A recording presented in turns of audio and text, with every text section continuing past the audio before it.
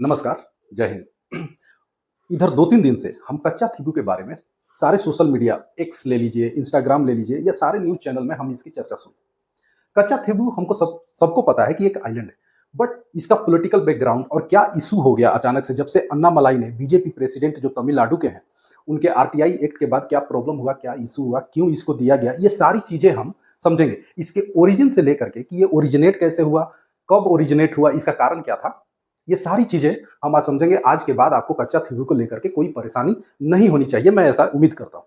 तो आइए, island formation, geography के अनुसार आइलैंड फॉर्मेशन आपके 2-3 मेन कारण से बनते हैं। पहला तो है टेक्टोनिक एक्टिविटी। टेक्टोनिक एक्टिविटी में आप दोनों चीज़ मतलब या तो कोलिजन हो 2 लैंड मासों का या फिर वोल्केनिक इरप्शन हो, ये सारे टेक्टोनिक एक्टिविटी में आ जाएंगे। तो ये 14th सेंचुरी में ऐसा उम्मीद किया जाता है, आर्कोलॉजी और जियोलॉजिस्ट के अनुसार 14th सेंचुरी में कच्चा थीबू आइलैंड बना। 14th सेंचुरी में कैसे बना? वोल्केनिक इरप्शन से। ये एक वोल्केनिक इरप्शन वाला आइलैंड है। जैसे आप देखिएगा तो हमारा जो लक्षद्वीप वाला आइलैंड है, लक्षद्वीप वाला आइलैंड है, ये एक कोरल आइलैंड है। कोरल पॉलिप्स, कोरल ऐसा कोरल अपना कॉलोनी बनाते हैं, उसके बाद डेथ करते करते उनके स्केलेटन से धीरे धीरे बिल्डअप करके ये बन जाता है। ये एक अंडरग्राउंड माउंटेन रेंज है हमारा। ये इसको भी आप टेक्टोनिक एक्टिविटी बोल सकते हैं। माउंटेन रेंज, अंडरग्राउंड सी है। कच्चा थीबू के बारे में ये कहा जाता है कि ये वोल्केनिक इरेप्शन से हुआ 14th सेंचुरी में। पहली ये बात हुई, तो इसका तो ओरिजिन हो गया। ओरिजिन की बात खत्म हुई। कैसे बना? तो वोल्केनिक। कहाँ है? तो पाल के स्ट्रेट में है, श्रीलंका और इंडिया के बीच में।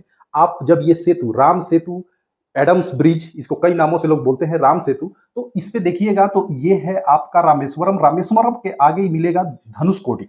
धनुषकोडी के नॉर्थ ईस्टर्न डायरेक्शन में 35 किलोमीटर दूर आपका क्या है? कच्चा थीबू।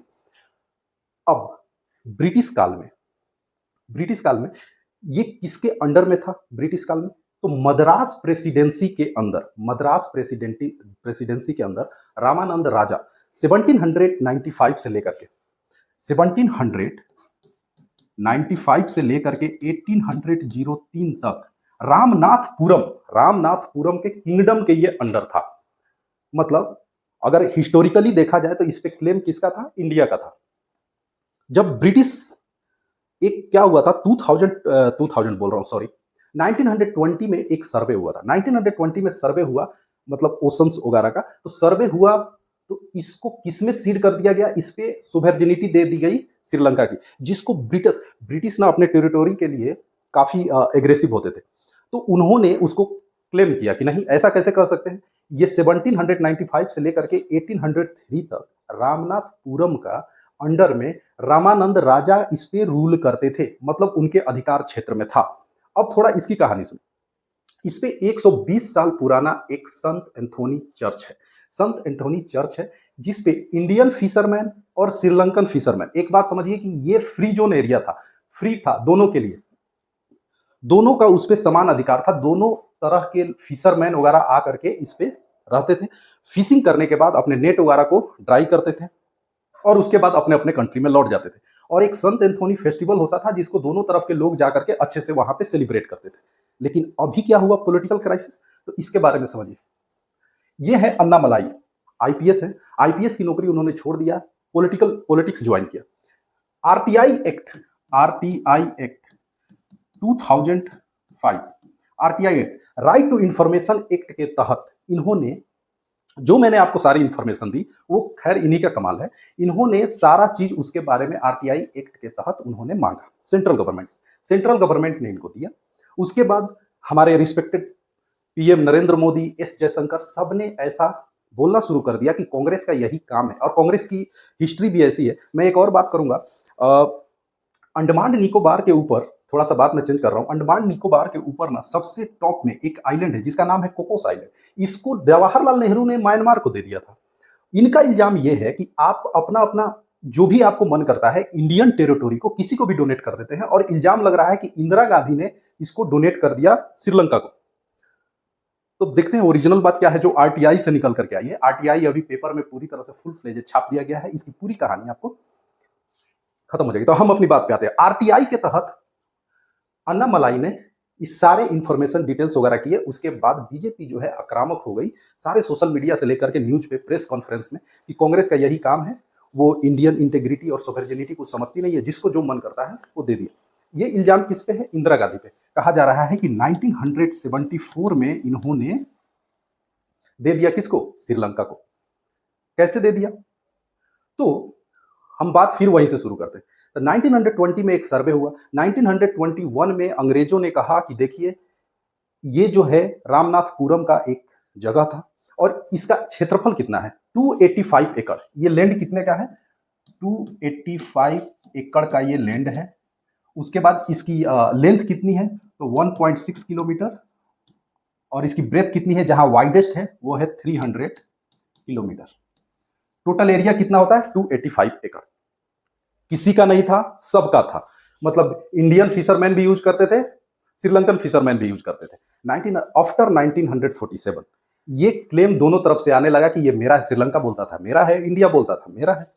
अब इसका निष्कर्ष क्या निकला? 26 जून 1974 26 जून 1974 एक मीटिंग होती है कोलंबो में, और 28 जून 1974 एक मीटिंग होती है न्यू दिल्ली में, और उसमें ये एग्रीमेंट किया जाता है कि जो कच्चा थीवू आइलैंड है उस पे सोवरेनिटी किसकी रहेगी? श्रीलंका की। उस समय हमारे देश की पीएम कौन थी? इंदिरा गांधी। तो इंदिरा गांधी ने ये बोल दिया, बट उसमें कुछ कंडीशन रखे गए थे। कंडीशन आपका ये था कि पहली बात, इस आइलैंड पे जिस तरह से काम हो रहा है, मतलब इंडियन फिशरमैन वहां पे जाएंगे, वो अपने नेट को ट्राई कर सकते हैं, और संत एंथोनी फेस्टिवल जो है चर्च में मनाया जाता है, उसमें वो शामिल हो सकते हैं विदाउट एनी प्रायर इंफॉर्मेशन और order to the Sri Lankan government. पहला कंडीशन। उसके अराउंड में वो फिशिंग कर सकते हैं, अपने नेट को ड्राई कर सकते हैं। कुछ फिशेस ड्राई की जाती हैं, तो उस फिशेस को भी वहां पे तार वायर वगैरह लगा करके वो ड्राई कर सकते हैं, और इसके लिए उनको श्रीलंकन गवर्नमेंट से कोई भी इंफॉर्मेशन लेने की जरूरत नहीं है। सेम थिंग श्रीलंकन गवर्नमेंट के फिशरमैन को भी ये दिया गया था कि वो भी जा करके कच्चा थीवू आइलैंड पे ये सारी काम कर सकते हैं विदाउट एनी रिस्ट्रिक्शन, और कोई इसको रिस्ट्रिक्ट नहीं करेगा। ये बात। अब 75 के बाद चलिए, धीरे धीरे जब इसकी सोवरेनिटी आई तो श्रीलंका थोड़ा थोड़ा रिस्ट्रिक्ट करने लगा। फिर 76 के बाद ऑनवर्ड्स, 76 के बाद ये मैटर अभी फंसा ही हुआ था। तो कहा गया कि एक काम कीजिए, आप ये इधर थोड़ा ध्यान देने की बात है। कन्याकुमारी यहां है, कन्याकुमारी के साइड नीचे 4000 स्क्वायर किलोमीटर का जो एक एरिया है, ये काफी रिसोर्सफुल है, मेरीन रिसोर्स में काफी रिच है, और वन ऑफ द वर्ल्ड में जो मेरीन रिसोर्स रिच एरिया है ना, वो यहां पर भी एक है। वर्ल्ड के जो सबसे रिचेस्ट रिसोर्सफुल एरिया है, फिश वगैरह और भी जो रिसोर्स क्या बोलते हैं, ओशन फूड वगैरह, यहाँ पे बहुत सारी चीजें वो मिलती हैं। इसका नाम क्या है? इसका नाम है वेज बैंक। इस एरिया को क्या बोलते हैं? Veg bank. अब प्रॉब्लम ये हो गई कि जब आपका एक आइलैंड होता है और उसके दूर दूर तक कोई और कंट्री नहीं होती है, तो आप ये जानते होंगे कि एक होता है हमारा टेरिटोरियल सी, उसके बाद होता है एक एक्सक्लूसिव इकोनॉमिक जोन, लेकिन उसके बाद होता है हाई सी। यहाँ पे वो प्रॉब्लम खत्म, मतलब वो थोड़ी प्रॉब्लम वो डिस्टर्ब हो जाती है। अगर इंडिया अपना फिर टेरिटोरियल सी लेगा, इसके 200 nautical mile exclusive economic zone लेगा, उसके बाद ये हाई सी वाला आएगा, तो पूरा श्रीलंका इंडिया के अंदर आ जाएगा। तो जहां पे दो कंट्री कोस्टली सिचुएटेड होते हैं, वो आपस में मैनेज कर सकते हैं। यहां पे इंटरनेशनल लॉ ऑफ सी नहीं लागू होता, क्योंकि श्रीलंका काफी पास है इंडिया के। तो इन दोनों देशों ने, इंडिया और श्रीलंका ने मिल करके, ये 90 तक का मैं बात कर रहा हूं, 90 तक बहुत सारे resolution application Sri Lankan government India को भेजती थी, इंडियन गवर्नमेंट श्रीलंका को भेजती थी। फाइनली 1976 में ये लागू हुआ कि देखिए, अब हम क्या करेंगे कि पूरी तरह से आपकी सोवरेनिटी रहेगी कच्चा थीवू पे। इंडियन गवर्नमेंट ने बोला कि पूरी तरह से आपकी सोवरेनिटी रहेगी कच्चा थीवू आइलैंड पे, और उसके बदले वेज बैंक का जो क्षेत्र है वो एक्सक्लूसिव रहेगा इंडिया का। वेज बैंक जो है एक्सक्लूसिव रहेगा इंडिया का, लेकिन उसमें एक क्लॉज जोड़ा गया फॉर द गुडविल, आप हमारे पड़ोसी हैं, इसके लिए आप पायरियर इंफॉर्मेशन लेकर के वेज बैंक वाले क्षेत्र में आप फिशिंग कर सकते हो। कोई मिनरल एक्सप्लोर नहीं कर सकते, आप फिशिंग कर सकते हो। फिशिंग का लिमिट भी तय कर दिया गया कि 2000 टन से ज्यादा एक ईयर में आप फिशिंग यहां पे नहीं कर सकते। बट आपको एक बेनिफिट क्या होगा? कच्चा थीवू आपका परमानेंट, इसी मीन टाइम में क्या हुआ था, 96 में, मतलब लेट से थोड़ा बात समझ में आई, 1974 में एग्रीमेंट बना कि दोनों देश के फिशरमैन और लोग जो है म्यूचुअली कच्चा थिबू पे मिलेंगे। 74 में, 75 में आप हम लोग सभी जानते हैं कि इंदिरा गांधी ने इमरजेंसी लगा दी। उस समय तमिलनाडु के जो सीएम थे वो थे एम करुणानिधि। एम करुणानिधि ने साइलेंटली, मतलब कुछ भी उन्होंने अपोज नहीं किया था, डिसीजन जो सेंटर का था उसके वो साथ खड़े थे।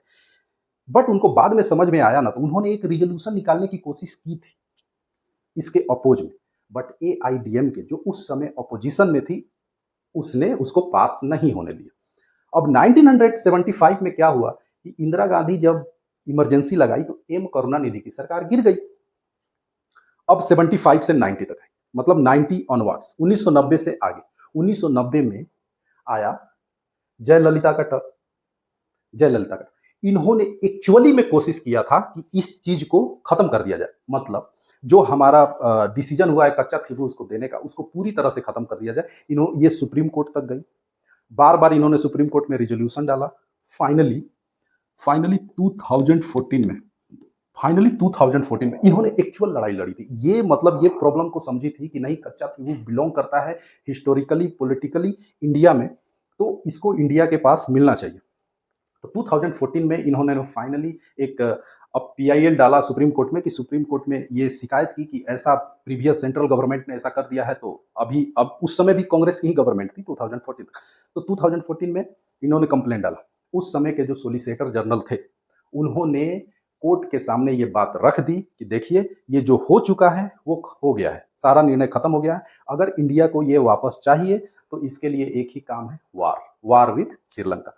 अभी क्या है, अब अभी थोड़ा देखिए, अभी जो है श्रीलंका के साथ नरेंद्र मोदी के रेंज में एक कोडियर रिलेशन और ऑर्गेनिक रिलेशन बन रहा है बहुत अच्छे से। वो हमारे सुवर्जिनिटी का ख्याल रखते हैं, हम उनके सुवर्जिनिटी का ख्याल रखते हैं। तो वार वाला मेथड सही नहीं है। बट काम किया था, जयललिता 2-3 बार कोर्ट में गई और वो पीआईएल अभी तक पेंडिंग पड़ा हुआ है सुप्रीम कोर्ट में। ये किसके अकॉर्डिंग मैं सारी इंफॉर्मेशन दे रहा हूँ, तो आरटीआई एक्ट 2005 जो अन्ना मलाई को इन्फॉर्मेशन मिली, इनको सारी इन्फॉर्मेशन, इन्होंने सारे आर्काइव्स निकाल करके ये कर दिया। अब इसमें आप जज कीजिए कि क्या गलत था और क्या सही था। अभी कुछ लोग ये इल्ज़ाम लगा रहे हैं कि इलेक्शन आ रहा है इसलिए ये नया मुद्दा उठा रहे हैं, लेकिन मुद्दा उठा रहे हैं ये अलग बात है, ठीक है, इलेक्शन का इंटरेस्ट है, बीजेपी ये मुद्दा उठा रही है। बट कोई भी टेरिटरी ऐसा दे देना, कोई अगर जीत ले तो उसको बोल देना कि अरे छोड़ो वहाँ पे घास भी नहीं उगती है। लद्दाख के बारे में मैं बात कर रहा हूँ, जब चाइना ने लद्दाख वाला क्षेत्र से ले ये जीत लिया था तिब्बत के बाद, तो वहाँ पे घास भी नहीं उगती है, वो किस काम का है? This is not good for our country. तो ऐसा नहीं होना चाहिए। और कोकोस आइलैंड दे दिए, कोकोस आइलैंड पे अभी ये हो रहा है कि म्यांमार ने उसको चाइना को दे दिया, चाइना वहाँ पे इंफ्रास्ट्रक्चर लगा रहा है। तो ये हमारी सुवर्जिनिटी और सिक्योरिटी के लिए खतरा है। इसी तरह से अगर सोचिए ना, अगर ये आइलैंड हमारे पास होता, अगर ये आइलैंड हमारे पास होता कितना अच्छा होता। मतलब इसका भी तो कुछ तो टेरिटोरियल सी और एक्सक्लूसिव इकोनॉमिक जोन होता कच्चा थिबू का। मान लीजिए इतना इसका टेरिटोरियल सी, उसके बाद एक्सक्लूसिव इकोनॉमिक जोन, तो हमारे जो फिशरमैन है तमिलनाडु के, वो वहां तक जा सकते थे। इसके बगल में, इसके बगल में ये जो आइलैंड है ये श्रीलंका का है, उसका नाम है डेल्फेट आइलैंड। तो डेल्फेट आइलैंड के बगल में यहां से 30 किलोमीटर रामेश्वरम और धनुषकोडी के, इसको क्या बोलेंगे, south west direction of डेल्फेट island. और इधर से इंडिया की तरफ से क्या बोलेंगे, नॉर्थ ईस्ट डायरेक्शन। तो north east for India and south west for